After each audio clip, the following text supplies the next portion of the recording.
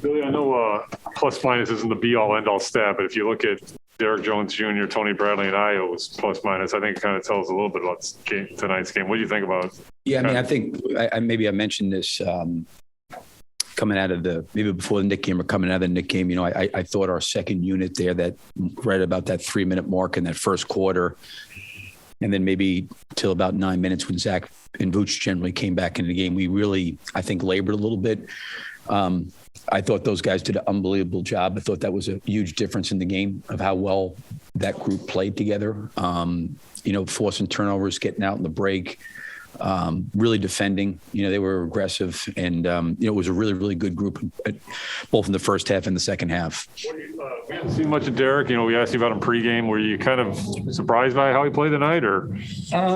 Not really. I mean, listen. I mean, I think with Patrick's injury, you know, it opened up an opportunity. But, you know, like Javonte, I think everybody saw the way Javonte played in the preseason, you know, and he played like that, you know, in practice. Derek had some injuries. He probably got behind a little bit, and Patrick was coming out. We certainly wanted to get him, you know, into the rotation.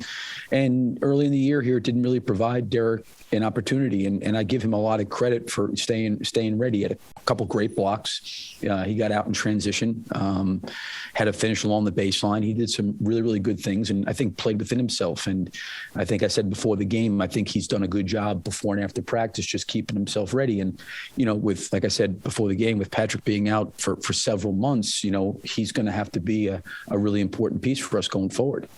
I feel like we ask about rebounding after every game, but, you know, they were one of the better rebounding teams in the league. Gobert grabbed like 7 in the first couple of minutes.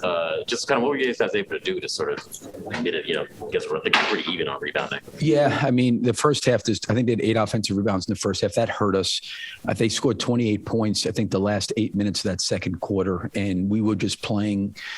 You know, they're a very, very good defensive team, especially with Gobert anchoring their defense. And when you're in walk-up situations, the last 8 minutes, because one, they were getting to the free throw line or they were scoring, and their defense was constantly set. And I think part of the reason why their defense got set was because of the offensive rebounding. And, you know, we just needed our guards to get back in there. We needed to kind of scrap and battle. And, you know, I thought we did a better job of that. We came up with some loose basketballs because, you know, he's obviously so big back there. But when we were able to get those rebounds, I think that's why we had that lead early in the first half of 7 or 8 points, is because I thought we rebounded and we got out in transition and ran.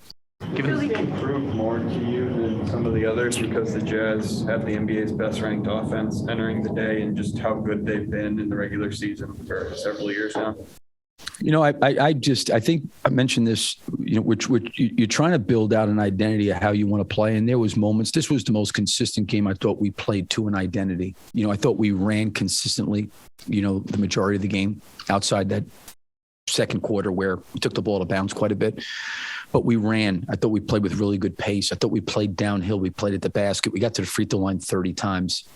I think there's been times early in this season where, you know, we've not gotten to the free throw line enough. We've not played with enough pace. We've not played downhill enough. Our defense has had laps. Our rebounding has laps. This was, to me, from an identity standpoint of how we want to play, I thought it was one of the better games from start to finish. Not to say we were perfect, but I thought we were trying to establish, you know, the way we played. And certainly when you turn teams over like we did tonight, you know, I was going to do that. That really helped us certainly get out. But I thought, for us, the way we need to play and have to play, you know, this was, I think, like I said, from start to, there was pockets of it, but for the most part, the consistency was there of how we need to play. Given the size that they play with Utah, how big was it to get what you got from Tony tonight? Especially in that third quarter, it seemed like he was really, really battling. Tony did a really, really great job. I think, like Derek, I give Tony a lot of credit. I give Vooch a lot of credit. Vooch had a really, really hard night shooting the basketball, but his engagement in the game and staying in the game the way he did, I mean, he made some big free throws. He made a huge three, and he made a driving layup and a floater in the lane. Like, he made some really, really good baskets over a short period of time where we were maybe laboring a little bit. They were kind of coming back. They made some threes. And I give him credit because he didn't shoot the ball particularly well tonight, but he stayed in the game mentally, and he found a way to come up with some big plays late. I was going to ask about Vooch. He starts 2 of 16. You could see him kind of showing some frustration in the first 3 quarters of the game. What does it say say about him that he was able to rally and provide what he did? I thought it was huge in the game. I think it's a great lesson, I think, for all of our guys on our team, where you've got a player that's really, really struggling to score or shoot or whatever, and never really gotten the floor. To be honest with you, I thought there was times we missed him in that first half. I thought in the second half we did a much, much better job of finding him. I thought we got him really good looks in the second half. He didn't make shots, but you know what? He kept his head in the game. He rebounded. He got back. He made a great play on a pick and roll where he kind of faked and went back and stole a pass. And again, those 6 or 8 points, whatever he had there, those last 3 or 4 minutes, those were huge points, and if he's out of the game mentally or loses confidence or just says it's not my night, I don't know what happens. And, this is what happens in the NBA. We came, all the way back. I think there was 2:30 to go in the game. The Knicks had us down by 13, and we had the ball with a chance to win it. And the same thing happened in Toronto. We were up by 20 points in that third quarter, and they have the ball with a chance to tie the game. So you're going to be dealing with these swings, and I just give Vooch a lot of credit that when these swings were going on with our team, but also for him personally, he really kept himself engaged, and that speaks a lot to his professionalism. Bill, how do you think Zach is handling his thumb issue?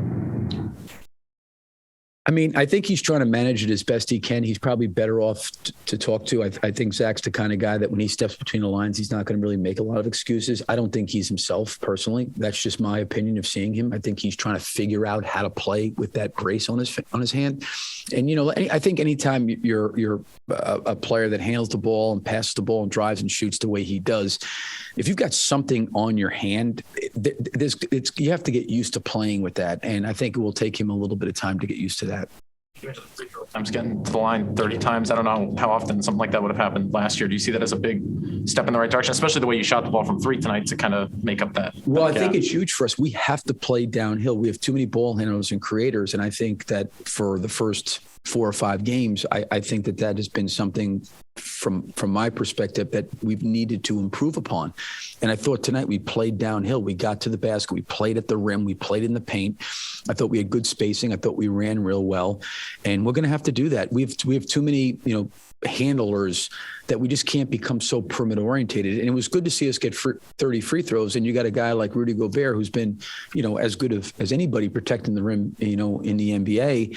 And, we still were able to get there. And we just didn't try to win the game from behind the line. And, we played downhill and played at the basket. And when we needed to kick it out, we did. It's still early in the season, but just generally speaking, what does this victory say to you about your team coming off of a tough loss, beating the last unbeaten team in the NBA? Yeah. Contributions from players. Yeah, I think all these experiences for us are really good. Like I thought coming out of the Knicks game, the thing that I felt and I talked to the guys about this. If you look at the last 2:30 of that game, it was Vooch downhill foul. It was DeRozan downhill 3-point play. It was Zach downhill foul. It was DeRozan drive, flip back to Vooch 3. But we didn't play like that for consistent enough in that game. So it was kind of a learning experience for us. And we talked a lot about it yesterday and even today about how you have to develop, the habits and the consistency of playing to an identity.